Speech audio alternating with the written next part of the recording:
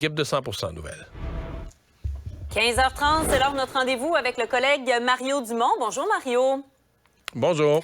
On a un sondage léger TVA Nouvelles à se mettre sous la dent qui démontre une baisse de la CAQ dans les intentions de vote suite à la volte-face du troisième lien, notamment dans la région de Québec, le parti qui perd 14 points.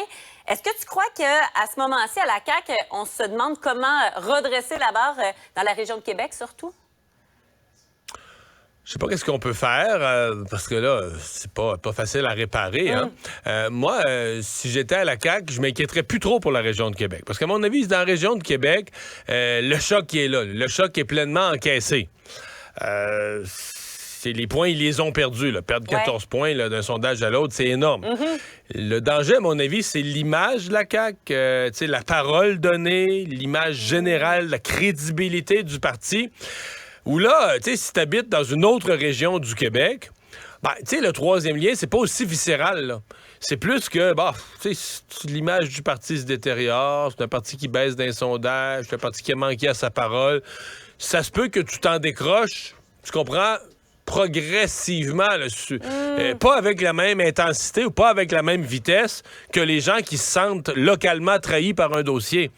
Mais c'est ce glissement-là, je pense, qui va inquiéter à la CAQ. Parce que dans la région de Québec, je dirais, le mal est fait. Et peut-être même que le sondage là, surestime les pertes. Peut-être même que la CAQ, d'ici quelques mois, va remonter un petit peu dans la région de Québec. Parce que, tu sais, le choc est tellement violent, moins 14. Mais ailleurs, au Québec, c'est là que je m'inquiéterais. Parce que l'image est entachée, là, sincèrement, on va se le dire.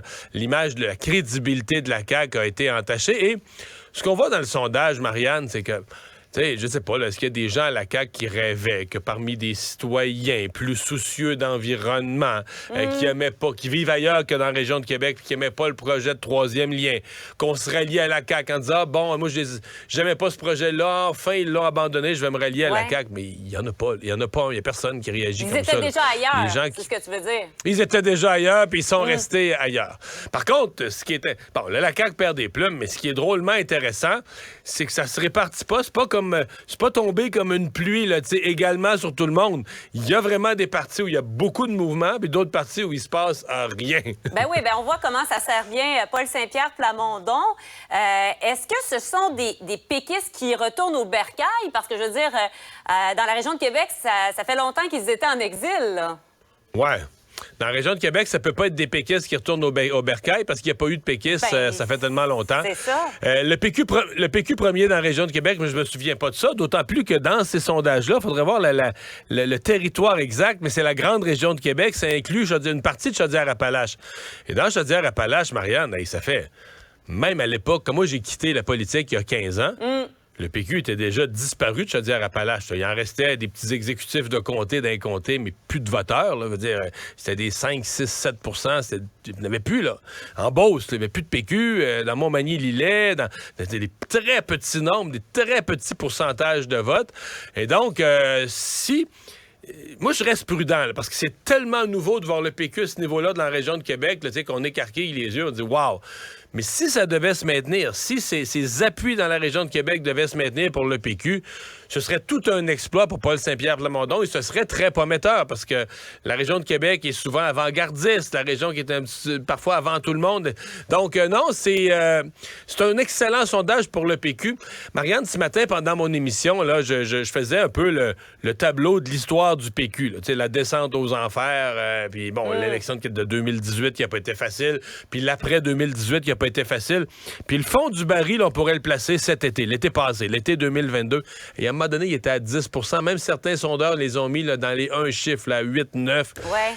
Et là, ça a commencé à monter. Souvenons-nous, au début de la campagne, les gens ont dit, Paul Saint-Pierre Plamondon, il est pas payé. On le connaissait pas. Il est meilleur qu'on pensait. Il est intéressant. Il est franc. Il est direct. Il défendait l'indépendance avec intégrité. Puis là, gars, écoute, au début, ça montait d'un point ou deux. Les péquistes s'en réjouissaient, mais ça a monté à 11, 12, à mi-campagne, 13. Mais tu sais, on dit au moins, ça descend plus, ça monte. Le jour d'élection, il y a eu 15. Puis le sondage avant Noël, il était rendu à 18. Ouais. Puis là, le matin, il était rendu à 22. Fait que là, 10, 13, 15, 18, 22, ça s'en va tout dans la même direction. C'est quand même toute une remontée. Oui, il faut le dire, absolument, c'est toute une remontée, puis sincèrement, c'est pas clair que c'est fini, là. C'est pas clair que ça se maintiendra pas, cette tendance-là, parce que je reviens à ce que je te disais un peu plus tôt, si la CAQ a sa crédibilité entachée, si la CAQ a son image entachée dans l'ensemble des régions du Québec, on s'en est parlé, je pense, la semaine passée, moi, je pense que le parti le mieux placé pour récolter les appuis de la CAQ, c'est le Parti québécois. Puisque je parle du PQ, je parlais de l'autre parti qui rêve de se placer bon deuxième, qui rêvait de devenir l'opposition officielle en campagne, Québec solidaire. Eux, c'est pas l'hécatombe, il n'y a rien qui va mal, mais c'est comme plafonné. Puis je regardais ça ce matin, j'ai fait l'exercice, là. Manon Massé a pogné Québec solidaire à 8 puis elle l'a amené à 16. Ça, c'était tout un exploit à l'élection de 2018. Moi, je l'ai dit et redit, puis on le dira jamais assez, c'était tout un exploit. Mais tu sais que depuis ce temps-là, tu regardes ça, 16, 15, 16 un matin. C'est plafonné. Complètement plafonné pour Québec solidaire. Là, ça monte. Ben, comment je l'explique? Je le constate plus que je l'explique. En bout de ligne, on est obligé de se dire, peut-être qu'à un moment donné, il y a juste plus tant de clientèle. T'arrives avec un discours assez radical à gauche, assez radical sur l'environnement. Puis ceux qui adhèrent. En même temps, à l'inverse, il n'y a pas de fluctuation de fou d'un sondage de Québec solidaire où, à un moment donné, d'un mois à l'autre, ils perdent leurs appuis. Fait que t'as comme les gens qui adhèrent à ça, puis t'as le reste des gens qui se disent c'est pas pour moi. C'est un petit peu ça le portrait que ça nous donne de l'extérieur. Et une des catastrophes, je trouve, au Québec solidaire à la dernière élection, c'est que Manon Massé avait réussi à se faire sortir un petit peu Québec solidaire de Montréal, des gains à l'extérieur de Montréal. Et dans la dernière élection, ils ont sauvé le comté de Sherbrooke, ils ont sauvé 2 comtés à Québec, ce qui était bien. Mais globalement, si tu regardes les appuis, là, ils se sont remontréalisés. Les nouveaux sièges qu'ils ont gagnés, ils ont perdu Rouyn-Noranda, ils ont gagné à Montréal. Les pourcentages de vote ont baissé dans les régions. De façon générale, le pourcentage de vote ont baissé dans les régions, ont remonté à Montréal. Fait qu'il y a eu une remontréalisation. Donc, plus de progression. Une remontréalisation. Je trouve que pour Québec solidaire, il y a des grosses questions. Je pense qu'ils se les posent parce qu'ils sont sortis de la dernière élection visiblement ébranlés et déçus. Je pense qu'ils se les posent. Puis là, tu te retrouves avec un gros dossier, le troisième lien, où il devrait crier victoire. C'est nous, les environnementalistes. Depuis le début, on dit qu'il en faut pas de ce projet-là. Puis tu as une victoire qui devrait être la leur. Puis rien d'un sondage, pas de points gagnés. Pour revenir à Paul Saint-Pierre Plamondon, on l'a vu ce matin...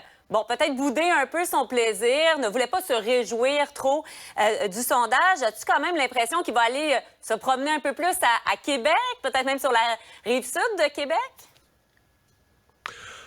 Oui, mais en même temps, il va vouloir monter partout. Mais je pense que sa réaction était prudente, là. Mais je veux dire, laissons-nous pas berner, là. Je pense qu'en dedans, de lui, son petit hamster fait des... J'ai pas de doute vraiment là-dessus, là, mais oui, sur la place publique. Puis, il y a une sagesse. Tu peux pas t'énerver à propos d'un sondage parce que des fois, même si le PQ a une tendance à la hausse, là, il est passé de 18 à 22, il pourrait revenir à 20 ou à 21 la prochaine fois, puis ça serait pas vraiment une baisse. Ça pourrait juste vouloir dire que là, Monette a eu un pic trop rapide. Fait que, tu sais, restons calmes, mais les indicateurs sont bons pour le PQ. Là. Paul Saint-Pierre Plamondon est arrivé en poste pendant la pandémie. Ce qui a été son drame pendant des mois, c'est qu'il était pas connu, et depuis qu'il est plus connu, ses affaires vont mieux. Il ne peut que s'en réjouir. Parlons d'Alexandre Trudeau. On s'en parlait un peu hier, mais là, c'est dans moins d'une heure, finalement, qu'il va témoigner concernant le don chinois, évidemment, la fondation qui porte le nom de son père. Est-ce que tu as l'impression que son inexpérience politique pourrait lui jouer des tours aujourd'hui? Je le sais pas. Je sais pas quel piège on va lui tendre. On le connaît pas beaucoup. Hein. C'est difficile pour moi de... C'est vrai. Tu sais, j'ai vu un peu ce qu'il a fait comme livre, mais c'est vraiment un personnage qu'on ne connaît pas. Tu sais, y a-tu des réflexes politiques? Il y en a pas. Y a-tu vite ses patins devant une... Tout ce qui m'inquiéterait, moi, si j'étais lui, si j'étais son frère Justin Trudeau. Justin Trudeau, d'ailleurs, qui a dit ce matin, qui s'est vraiment lavé les mains de ce témoignage-là, disait qu'il ne lui avait pas parlé. Il a-tu dit des semaines ou des mois, mais en tout cas, il avait l'air à dire bien longtemps qu'il n'avait pas adressé la parole, qu'il n'avait pas parlé, laissant entendre vraiment qu'il n'avait pas du tout, tu n'avais certainement pas coordonné ou préparé le témoignage, il n'avait pas parlé depuis longtemps. Mais c'est parce que l'écart est grand, Marianne, là, c'est comme, comment je te dirais ça? T'sais, le type arrive, puis dit, moi, je m'en viens là, avec comme objectif Ça fait 2 mois là, qu'on noircit la réputation de la Fondation Trudeau. Moi, je m'en vais là avec l'objectif de redresser l'image de la Fondation, faire taire tous les médisants puis toutes les cochonneries qui se sont dites à la Fondation Trudeau. Là. Moi, je vais tout remettre ça dans la bouteille, puis je vais remettre le bouchon sur la bouteille, je vais leur faire ma gueule, puis je vais remettre, tu comprends? Je vais redonner à la Fondation sa crédibilité puis ses lettres de noblesse. Puis là, de l'autre côté, t'as des députés qui disent « Hey, viens-t'en ici, toi, Alexandre Trudeau. Là. T'as accepté un chèque de la Chine qui visait à influencer ton frère. Comment ça se fait que c'est ton nom qui est là-dessus? Quelle discussion il y a eu? Comment ça se fait que le reçu n'a pas été fait vraiment au nom de la personne? » Fait, je sais pas si tu vois l'ampleur de l'écart entre comment il est attendu, qu'est-ce qu'on attend de son témoignage et qu'est-ce que lui espère y accomplir. Fait que tu comprends, qu'est-ce qui va arriver? Qu'est-ce qui va arriver vraiment entre les deux extrêmes que je viens de décrire, entre ses espoirs et les espoirs de ceux qui l'attendent avec une brique et un fanal? C'est ce qui rend ça intéressant. Là. Tu te dis, il peut arriver le meilleur et le pire. Puis si le pire arrive à lui, si son témoignage tourne à la catastrophe, c'est un peu la catastrophe pour Justin Trudeau, le premier ministre aussi, là, par ricochet. À suivre, je rappelle, dans moins d'1 heure, autour de 16h30. Merci, Mario. À demain. Au revoir. Il ne mord pas à l'hameçon.